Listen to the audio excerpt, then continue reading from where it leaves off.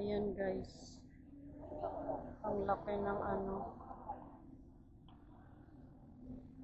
Andyan sa gilid ng elevator.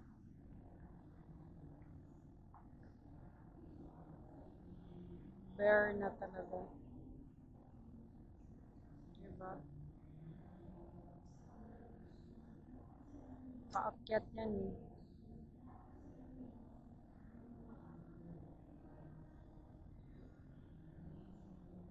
Sa second floor kasi sa upper ground floor tayo ngayon eh. Kakarating lang. Kaka-open lang din ng SM. Malapit dito sa All Flip-Flops.